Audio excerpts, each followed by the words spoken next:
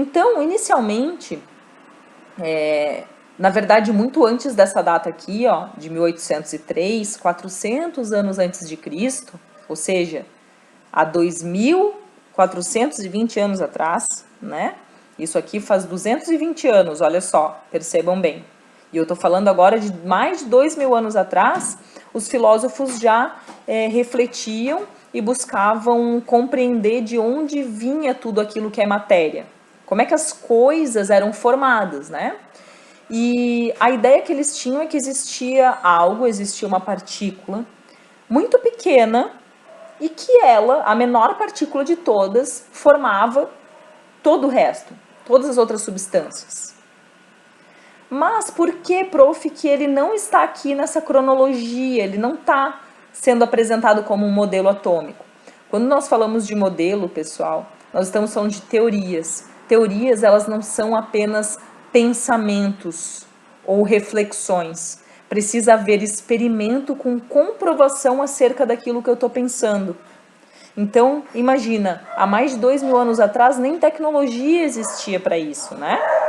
Por isso também que o primeiro modelo aqui é de 1803, faz pouco mais de 200 anos, que não é considerado muito quando nós pensarmos desde a origem de tudo, né? Que é muito, muito, muito mais antiga.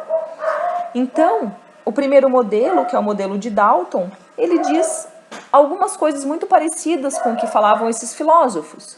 É que a matéria é feita por uma partícula bem pequena, a menor partícula de todas, que ele chamou de átomo. Átomo significa não divisível.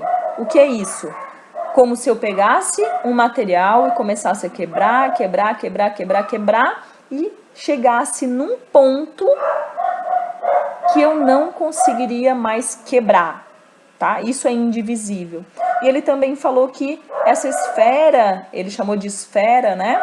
Essa partícula indivisível, ela era maciça, como uma bola de bilhar ou uma bola de sinuca, tá bom? Em seguida, o Thomson, 100 anos depois, um outro cientista, veio mostrando que há sim coisas aqui dentro, partículas ainda menores dentro do átomo, né? E essas partículas, ele falou que essas partículas eram carregadas positivamente e negativamente. Esse modelo ele é conhecido como pudim de passas, é como se o pudim fosse formado por essas partículas positivas, está em alaranjado aqui, marrom, né?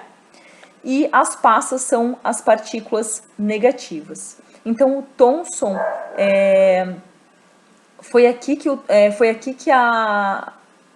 Thomson, na verdade, ele é considerado o pai da eletricidade. Por quê? Porque ele que atribuiu as partículas elétricas ao átomo, né? Elétricas porque ela tem carga. Então, as partículas negativas, pessoal, que existem dentro do átomo, nós chamamos de elétrons. Vamos falar muito, muito, muito sobre eles. E as partículas positivas, os prótons. Em seguida, menos de 10 anos depois, o Rutherford, ele veio falando que sim, essas partículas existem aqui dentro do átomo, mas elas estão mais bem organizadas. Como é que elas estão organizadas? Aqui no centro, no núcleo, ele chamou de núcleo, estão as partículas positivas e em volta as partículas negativas. Então, aqui no centro estão os prótons e em volta estão os elétrons. Essa parte em que estão os elétrons, ele chamou de eletrosfera, enquanto essa parte aqui de dentro, o núcleo. No núcleo, muito depois, né, veio a confirmação, porque nesse momento houve também um questionamento de como é que os prótons estão aqui dentro e eles são de cargas positivas, né, e eles não se repelem, já que cargas diferentes se atraem, negativo e positivo se atraem, e cargas positivas deveriam então se repelir.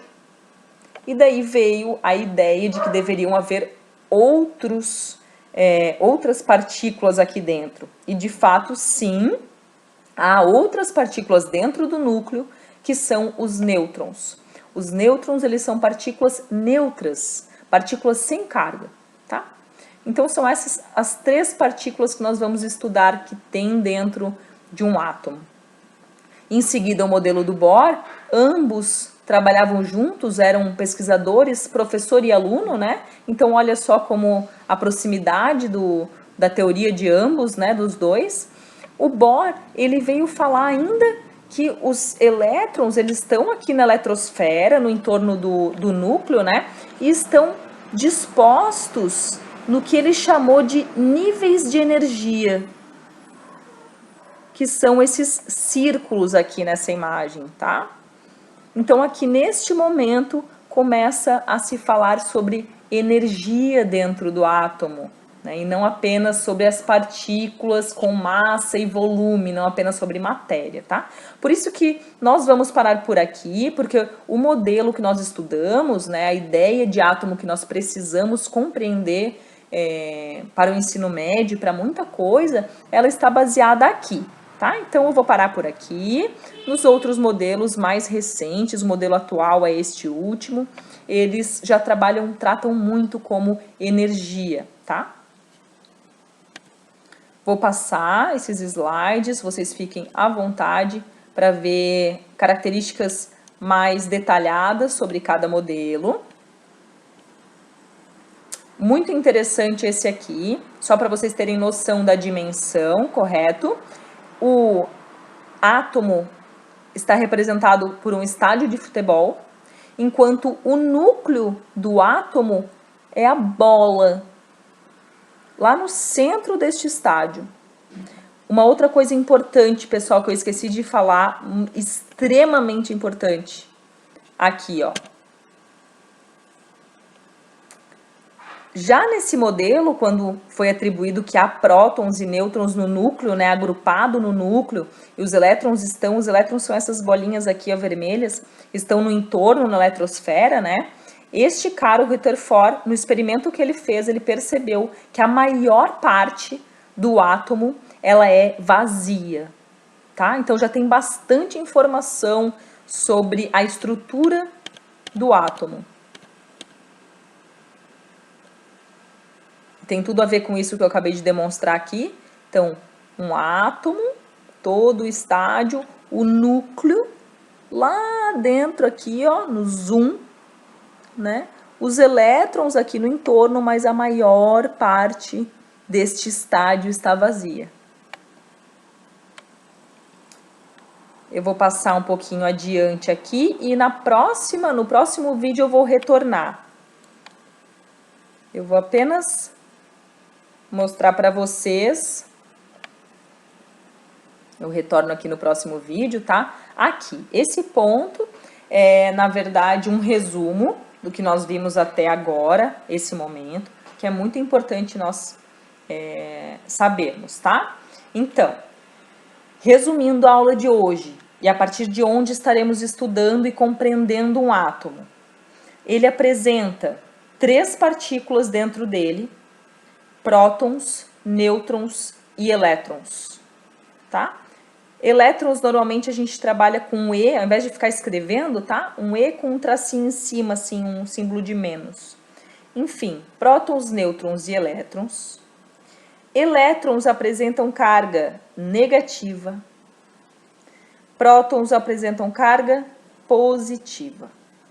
E os nêutrons não apresentam carga, tá? Positivo, negativo, neutro, carga zero. Esses valores de massa, que é o quanto eles pesam, não se preocupem com esses valores aqui. O que eu quero que vocês percebam podem se atentar a esses valores, ó. Não é para decorar, mas é só para entender que se um próton e um nêutron apresentam a massa de 1, por exemplo, 1 grama se fosse, né? Os elétrons apresentariam massa de 0,0005 gramas. Ou seja, os elétrons, a massa do elétron é muito pequena a ponto de nós considerarmos ela desprezível. Apesar do elétron apresentar massa, nós desconsideramos a massa dele.